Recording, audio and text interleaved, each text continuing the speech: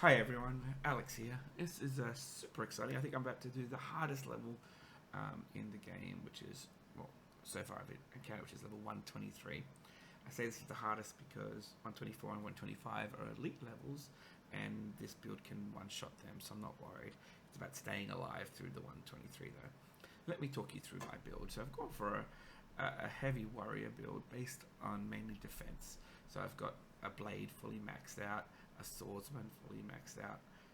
I'll talk about the gambler more in a second. A juggernaut fully maxed out, a thief fully maxed out, a psychino, very good to try to help control all the mobs coming at me. Then I have a priest fully maxed out and a fairy fully maxed out for keeping that healing going. Finally, we got the barbarian, squire, best unit in the game, warden, and highlander all fully maxed out. Now, what's really important is the gambler, and the reason the gambler is important is it is the most scalable of all units in this game. In fact, only mercenaries are fully scalable at high end because they scale with gold, and they scale with gold if you can have dividends, which is amazing. And the gambler itself scales as well. So this is, with 4,000 gold sitting there, it's going to do one shots. I have the thief in there as well because it's also going to scale with the mercenary tag with the dividends as well. So that's my primary damage dealers, is really going to be the gambler and the thief. Everything else is pretty much set up to stay alive. So I've got reinforce, which gives me 30% extra defense.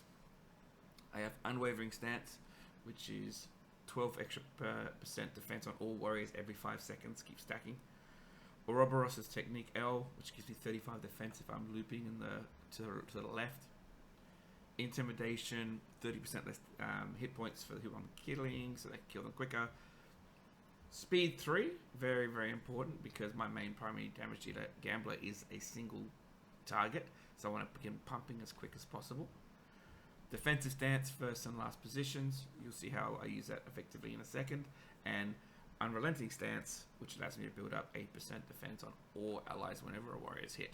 So really the goal here is to build up as much defense as quickly as possible and then get through the level. And up until about level 103, I could literally sit in the corner and just spin to the left and nothing would hurt me. And in the last 20 or so levels, it started to get really, really difficult. So I figured it'd be a good time to record. One, in case I die, at least I've got proof of my build. And two, if I don't die, to show you guys how amazing this build is. Let's get into it. Alright. So what I'm going to do here is really stay alive. I need to build up as much defense as possible. So that's going to take time, and that's also going to take getting hit. So I'm going to face tank as much as I can with my front warrior. And you can hear the little ding ding going off of the mercenary. Every time I'm face tanking, I'm getting extra defense. So we'll move to our first spin now. We'll see how that treats us. And so far this wave is looking pretty tame. Some of the previous waves are throwing units at me, and that became really, really challenging. You can see my mercenary was taking a bit of damage there. I'll move around a little bit, get some healing, go back to defensive stance, sit here absorbing as much as I can, and we'll keep spinning. Wave 5 of 14. This is going really, really well. Famous last words. Alright. And still good to sit there. Get a little bit of damage on our healer. Oh, we'll get a Psychuna hit. Let's get about 3 or 4 orbs in. We'll go back into a position up here. And then 6 of 14. That close spawn isn't too much of an issue because we can drop a lot of DPS in one spot really quickly. It's when you get a large spawn far away and they start throwing units at you. We'll heal up our mercenary again. We'll heal up our rogue unit there as well.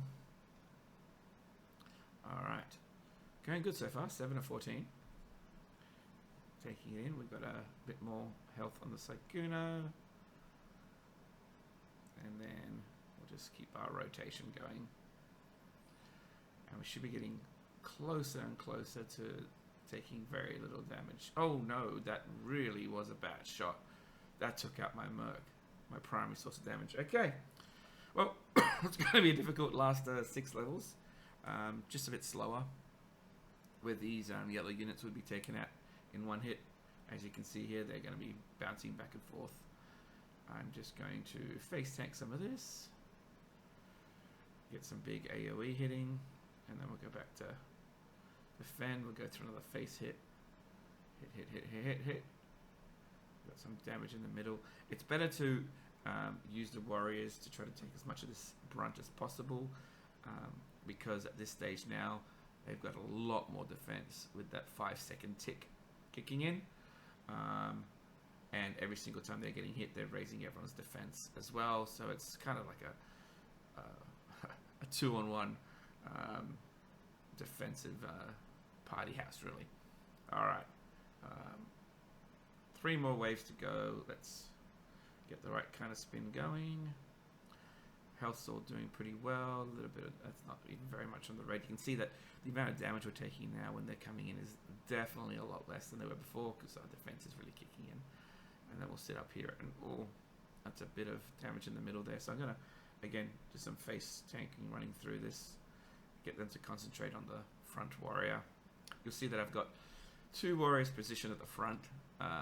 The mercenary, of course, positioned 3rd position to get the extra attack speed, and then 4 warriors positioned at the back. And this is because if I am moving in early on, if I do get hit quite hard, the things that are probably going to drop initially are the warriors, and so then I've got more warriors to sit in the defense and get that extra 30% of the front and back.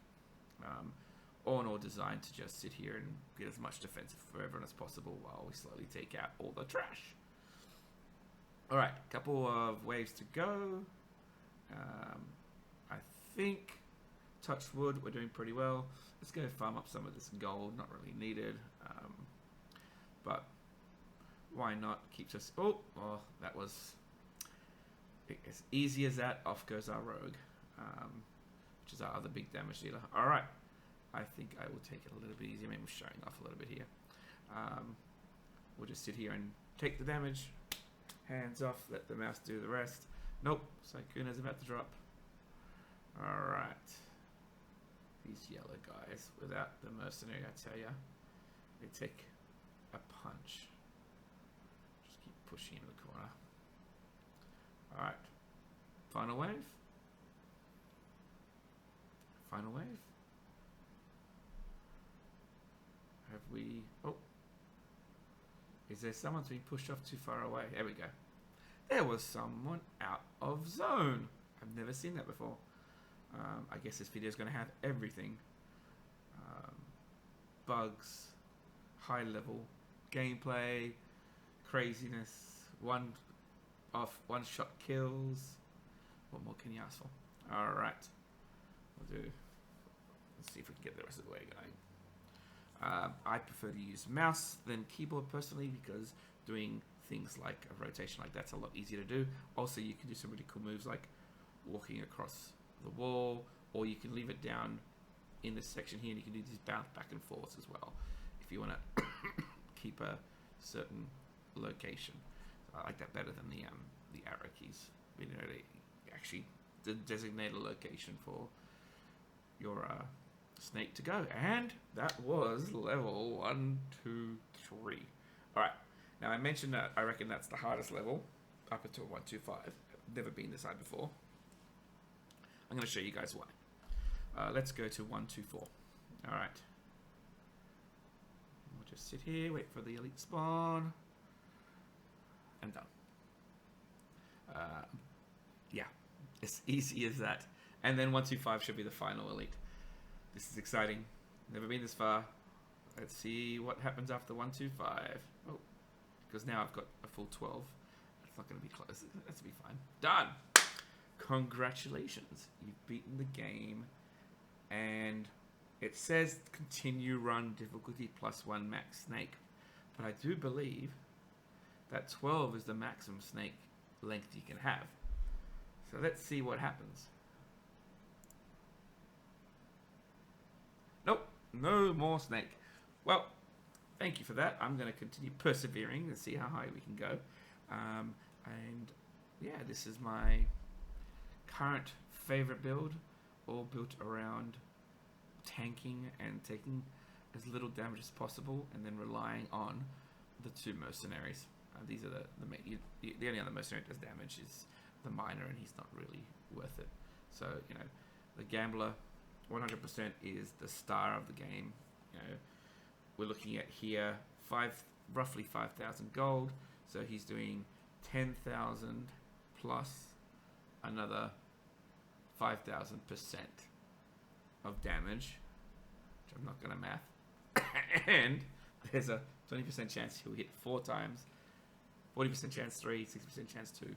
And of course, we have speed ups from the 50% speed up here to the 30% speed up there to the, again, best guy in the game, to another 30% for the Squire's level 3 ability.